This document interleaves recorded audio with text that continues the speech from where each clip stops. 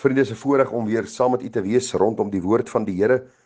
Ek wil vanmôre die baie besondere Halleluja lied 75 aan u voorhou. Daar staan diep, o God, diep neergebo, skuldig voor u hoë gerig.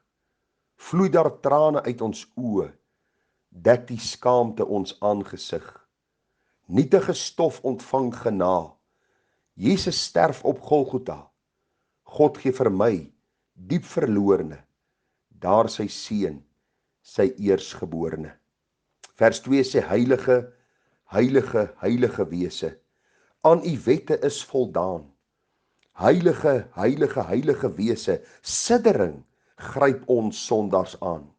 Hoe gesmaad, bespot, gehoon, hang die heiland hier ten toon. Vir die kwaad deur ons bedrewe, het God seun hom gegewe. Wat 'n pragtige lied, vriende. U kan verder deur daardie verse gaan lees, en wat my aangegryp het van hierdie lied is, dat ons as sondaars genade ontvang in hierdie Godmens, Jesus Christus. Nou, ons is al 'n hele paar weke besig oor hierdie persoon en identiteit van Christus. Ons het begin by die profesie van Jesaja, daar in Jesaja 9 vers 5, waar hy sê, kind is vir ons gebore, seun is aan ons gegee, die heerskappy is op sy skouer, en hy word genoem wonderbaar, raadsman, sterke God, ewige Vader en vredevors. Nou, ons het 'n hele paar weke na daardie 5 gedagtes gaan kyk, en hoe Christus die vervulling is van daardie profesie, en ons het so 'n bietjie, so 'n paar dae terug begin kyk na wat die apostel Paulus oor Christus sê, daar in Kolossense 1 vers 15 tot en met vers 18. Jy sal onthou, ons het gepraat oor dat Christus is die beeld van die onsienlike God. Hy is die eersgeborene van die hele skepping. In hom is alle dinge geskape, wat in die hemel en op aarde is, wat sienlik en onsienlik is, trone sowel as heerskappye en owerhede en magte. Hy is voor alle dinge, en in hom hou alle dinge stand, en hy is die hoof van die liggaam, naamlik die gemeente. Hy wat die begin is, die eersgeborene uit die dode, sodat hy in alles die eerste kan wees. Nou vriende, ons het al reeds gepraat oor Jesus se identiteit en sy verhouding tot God, dat hy die ewe beeld van God is, die eikon. U onthou nog daardie boodskapie, dat hy God aan ons kom openbaar het. Ons het gekyk na Jesus se verhouding tot die heelal. Hy is nie geskape nie, maar hy is die skepper. Ons het gekyk na Jesus se verhouding tot die onsigbare wêreld, en vir u gesê dat hy in beheer is van alle trone, koninkryke, regerings op aarde, maar hy is ook in beheer van alle engele, serafs, demone, duiwels. Die Bybel sê vir ons, hy is in beheer van alles. Hy is die skepper en die onderhouer, ja, en ons weet dat hy ook op sy bepaalde tyd 'n einde aan alles sal maak, en 'n nuwe koninkryk sal skep, waarop geregtigheid sal heers vir tyd en ewigheid. Ek het gesê hoe belangrik dit is, dat ons ook vir die Here sal vra om deur sy gees, ons harte te open, om die wonders uit sy wet te verstaan. U onthou nog die baie besondere vertelling daar in Lukas 24, van die Emmausgangers wat verward was en nie verstaan het wat in Jerusalem aangegaan het met Jesus se kruisiging nie. En die Bybel sê, en die Here het hulle hart geopen, sodat hulle die skrifte kon verstaan. En dis my gebed ook, dat u swaar sal steun op die Heilige Gees om u hart te open, om 'n beter verstaan van die Here Jesus te kry. Nou, ons gaan vir die volgende paar dae stil staan by Jesus se verhouding tot sy kerk. En ons gaan na so 4 gedagtes kyk, vriende. So voordat ek verlof vertrek, gaan ons hierdie boodskappe, hierdie reeks oor Christus se identiteit afsluit met die kersie op die koek, sy verhouding tot sy kerk. En ons gaan kyk daarna dat Jesus is hoof van sy kerk, Jesus as lewensbron van sy kerk, Jesus gee sekerheid oor die opstanding aan sy kerk, as die eersteling uit die dode, en ons gaan bietjie daarna kyk, en Jesus as die voortreffelikste een van sy kerk. Dis die 4 gedagtes wat ons in die volgende 4 dae gaan hanteer. So kom ons val dadelik weg onder die tema Jesus se ware identiteit, dan die gedagte Jesus se verhouding tot sy kerk. Nou vriende, die Bybel is baie duidelik, en Kolossense 1:18 is duidelik, dat Jesus is hoof van sy kerk. Kom ek lees vir u Kolossense 1 vers 18. En hy is die hoof van die liggaam, naamlik die gemeente. Nou baie interessant is, daar is baie metafore in die Bybel, wat gebruik word om die kerk van Jesus mee te beskryf. Dikwels word die kerk genoem 'n familie, of 'n koninkryk, of 'n wynstok, of 'n kudde, of 'n gebou, of 'n geestelike huis, en selfs die bruid van Jesus. Maar vriende, die mees aangrypendste en diepsinnigste van almal is die gedagte dat die kerk 'n liggaam is en Christus is die hoof daarvan. En volg asseblief saam. Wat geweldig interessant is, dat ons nie hier so seer die gedagte vind van die hoof soos die hoof van 'n maatskappy nie, maar eerder dat die kerk soos 'n fisiese liggaam is, bestaande uit baie deeltjies met Jesus as die hoof. Met ander woorde, hy beheer elke beweging en elke optrede en elke besluit.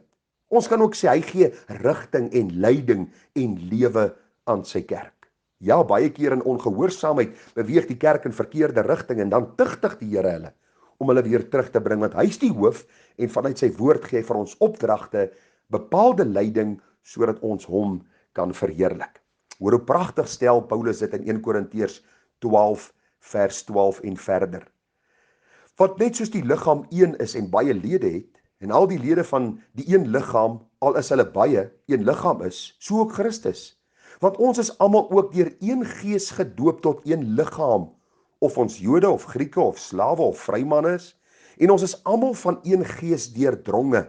Maar nou het God elkeen van die lede in die liggaam gestel soos hy gewil het. Vers 20 sê, maar nou is daar wel baie lede, maar net een liggaam, en hy is die hoof van die liggaam, naamlik die gemeente. Het is baie interessant is dat die kerk van die Here Jesus bestaan uit mense van elke nasie, taal, volk en stam. Elkeen wat deur die geloof gered geword het. Maar vriende, van elke geredde is Christus die hoof. Daar kan nie 'n ander hoof wees nie. Hy is die een wat vir sy kerk sê wat om te doen, opdrag te gee. Hy bemoedig ons, hy versterk ons, hy gee in sy woord vir ons die beloftes van beloning en dan ook die vooruitsig van sy heerlikheid. Daarom sê die Bybel vir ons in Hebreërs 1, daar vers 6, en wanneer hy weer die eerstgeborene in die wêreld inbring, sê hy, en al die engele van God moet hom aanbid. Hierdie gedagte, vriende, dat soos die engele Christus aanbid, moet ons ook Christus aanbid, met alles wat in ons is, want hy is die hoof van alles. Hy is die hoof van sy kerk, hy is die een wat in beheer is ook, van hierdie liggaam wat hy in die lewe geroep het. Jy moet onthou dat Christus kom sterf het om die toorn van God van sondaars af te wend. Elke boetvaardige sondaar wat deur die geloof in Christus Jesus gered geword het, sy verlossingswerk sy eie gemaak het, vriende, word deel van die liggaam van Christus.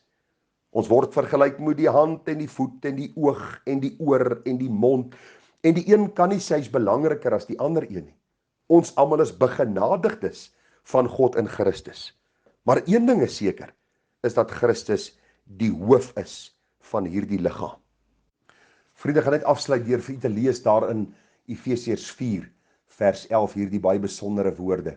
En hy, dis Christus, het gegee sommige as apostels, ander as profete, ander as evangeliste, ander as herders en leraars, om die heiliges toe te rus vir hulle dienswerk, tot opbouing van die liggaam van Christus, totdat ons almal kom tot die eenheid van die geloof en van die kennis van die Seun van God, tot 'n volwasse man, tot die mate van die volle grootte van Christus, sodat ons nie meer kinders sou wees nie, wat soos golwe geslinger en heen en weer gedryf word, deur elke wind van lering, deur bedriegery van die mense, deur sluiheid om listiglik tot dwaling te bring.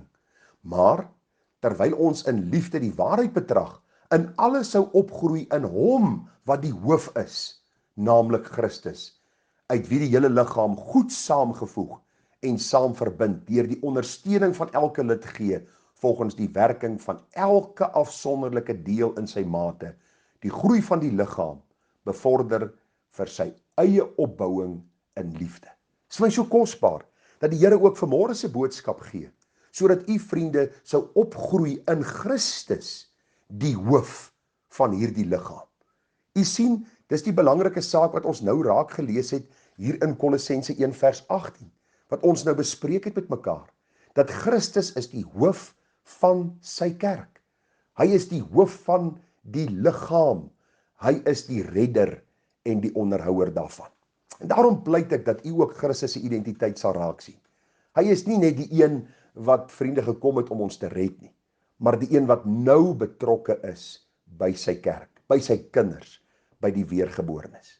Hy is ons hoof, hy is die een na wie ons toe kan gaan, hy is die een voor wie ons hart kan uitstort. Ons kan vir hom sê, Here, sonder U kan ons niks doen nie. Ek wil jou vra, bely hom as die hoof, erken hom as die hoof, dien hom as die hoof. Jy is nie daar om raad aan hom te gee nie, maar hy gee raad aan jou deur sy woord. Jy gee hom nie opdragte nie, hy gee jou opdragte. Hy aanbid jou nie, jy aanbid hom. Hy is nie onderhewig aan jou nikke en grille nie, maar jy is onderhewig aan sy waarheid, sy bestendige, onveranderlike waarheid, wat deur die eeue vir sy kerk belangrik is. As hoof gee hy die opdragte, sodat ons dit kan nakom, om hom te verheerlik in alles. Vriende, buig voor hierdie hoof, en dien hom in gees en in waarheid. Mag die Here vir ons ryklik seën. Môre kyk ons bietjie Jesus as lewensbron van sy kerk, en hoe dit op ons van toepassing is, en hoe kan ons sy naam verheerlik, as die een wat ook nie net lewe kom gee nie, maar lewe in stand hou. Seën vir u, mooi dag verder, tada.